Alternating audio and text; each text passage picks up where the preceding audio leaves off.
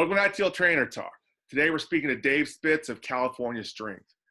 Dave has built a loyal following in the Bay Area by specializing in the non-sexy positions when it comes to combine training.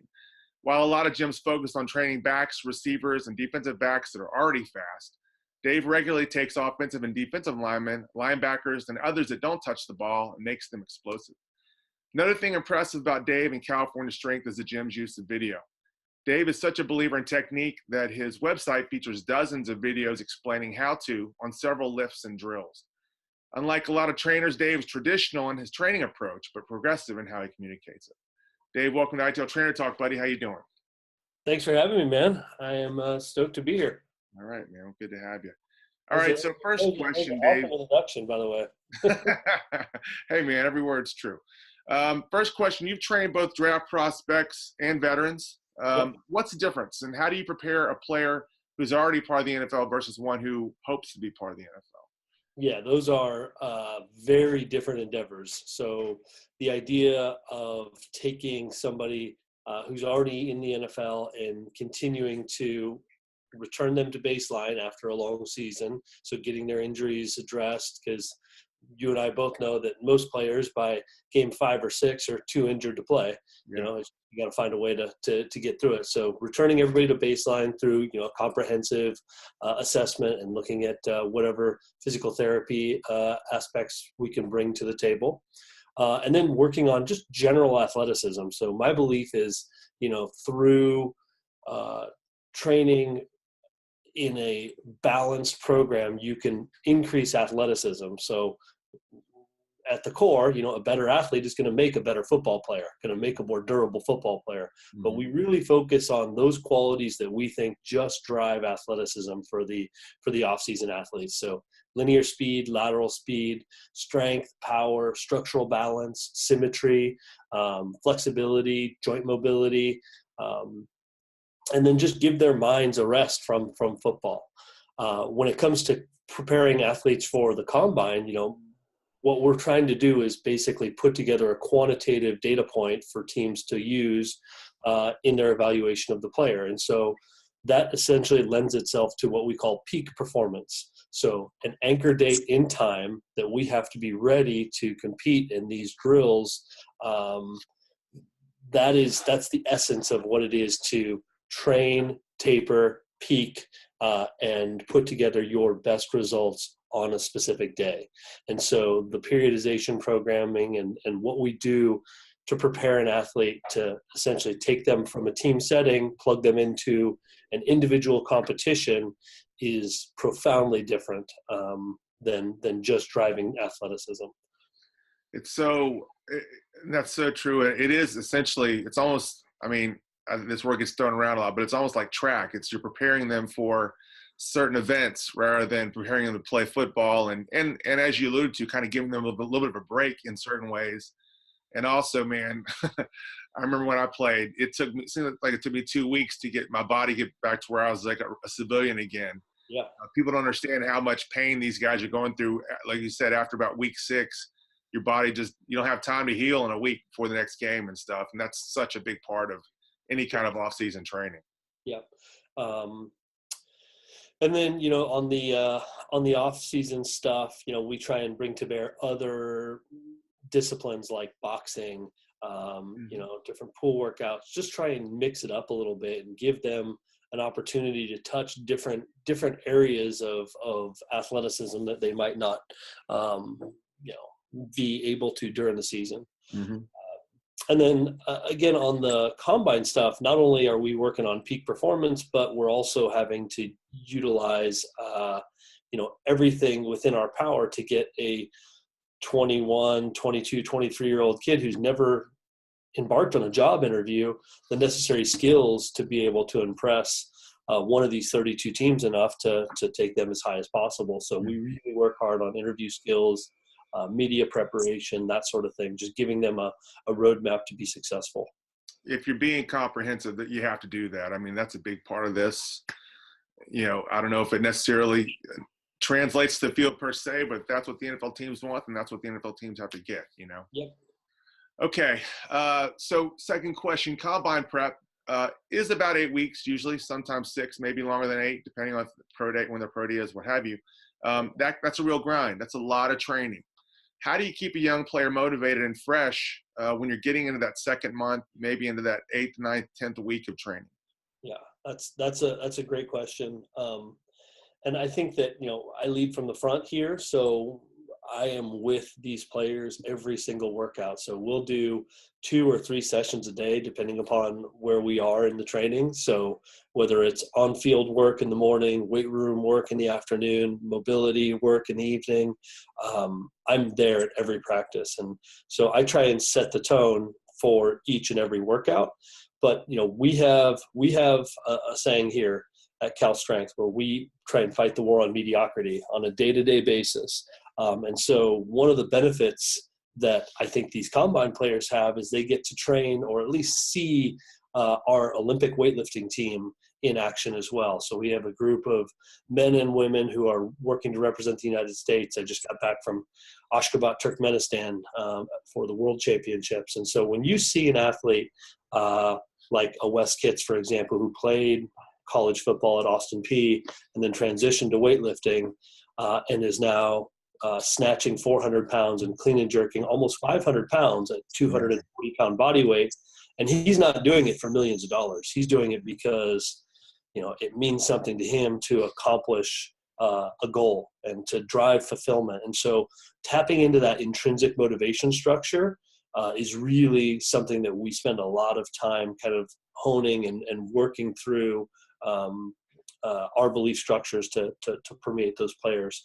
And so, I got to tell you, every single day here during combine prep, it's energizing, it's fun. It's one of those things where we're excited to come to work every day and get things rolling for these young men. And so, I think it's mostly cultural, and it's a time that me and my staff look so forward to. Mm-hmm. Mm-hmm. You alluded to it. I want to make sure that we underline that. We were originally scheduled to have this about a month and a half ago, maybe 2 months ago, and Dave has literally been gone in a foreign country working with Olympic athletes, weightlifters, as he mentioned. That's not only does he work with NFL players, but he works with Olympians as well. He's at the top level of training in more than one discipline, which I think says a lot about you, Dave. Yeah, I appreciate that. Yeah, and weightlifting is very similar just to track and field, like we already spoke about just briefly. The idea of anchor date driven peak performance. When we talk about the combine and training for 6, 8, maybe 10 weeks, the lifters, they'll have 2 training blocks in a year. So they have 20 weeks of training, taper for 2 weeks, and peak for a competition, and then go back under and do it all over again. So you got only 2 opportunities in a year to showcase what 20 weeks of training looks like. So interesting, but very similar structural components to getting people to perform at their best at a specific point in time. Mm-hmm. I get it. You're right. All right, so now for the very tough one, drum roll please, Dave. Who's the favorite player you've worked with? Favorite? All your years. What's that? You can't go with that. Favorite? I mean, that's not cool. I really want you to alienate as many people as possible. Yeah, there's no good answer to this question. I'm going to tell you that right now. Give me a few names. One of the cool things about what we've been able to build over the last 12 years is, we get to see players through a life cycle of their development. So one of those jerseys behind me, Austin Hooper, he started here when he was 12 years old. And wow. It was literally every single year, we got to watch this young man mature from, Pop Warner into De La Salle High School, into earning a scholarship to Stanford, into preparing him for the combine and watching him go in the 3rd round. So getting to be with a player through their entire life cycle. Same thing with Zach Ertz, who's next to Austin up there. Zach, since, he was in high school at Monte Vista, all the way up through Stanford, into the combine. I mean, we try and create these relationships that are durable. And I try and be there for these guys, throughout their career. Mm-hmm. So, it runs deep. Zach's wedding to Julie Ertz 2 years ago, me and two of my children were in his wedding. So It's one of those things where we just, we try and forge those relationships over time. And so, when you ask for a favorite, that's tough. But, I would say that Kiko Alonso, the Miami Dolphins linebacker, he's probably my spirit animal. He's the one that, if you're having a bad day or you just want to smile for any reason, you pick up the phone and talk to Kiko. And it's just like, it is just an overwhelmingly positive, wonderful experience every time you get to interact with him. Sure. I may need to recraft that question. Favorite's a strong word, man. I don't want to make any enemies out of friends. That's for sure. Yeah, I can tell you who runs the fastest, jumps the highest, shuttles the best. Those types of things. We'll keep it PC. I get it, man. All right, so Dave, tell us how someone, an agent, a player, a parent, anyone at all, could find out more about California Strength. Yeah, so that's the hard part and the easy part. So I don't send out marketing material. You'll never get a big, shiny, glossy brochure from me. I don't have a sales team that's pounding the phones trying to get players to train here. We took 14 last year in our pre-draft class. We had 6 drafted, one of which was not a combine invite, and that's pretty typical. But that's the organic process that we've kind of built over time. So developing relationships with players that predate high school or college, and then maintaining those relationships. And then we've done the same with a group of agents. So we have 5 or 6 agents that work with us regularly, and so it's very much referral based. The flip side of that is we do have a pretty strong internet presence. So Cal_strength on Instagram, has whatever, 109,000 followers. We have the CaliforniaStrength.com website. And then on our YouTube channel, we have 150,000 plus subscribers at California Strength. Wow. So we're all over the place online. Easy to find, easy to do your research and find out about us. And then, reach out through our contact us page. Don't be surprised if you get a phone call back from me personally, because we try and make it small. We try and keep it very organic and very authentic, I guess is the best word. Sure. I get it, man. Okay. Man, 6 draftees out of 14 trainees, that's really nice. That's a great ratio right there, especially with the one guy that didn't go to the combine. That's big time.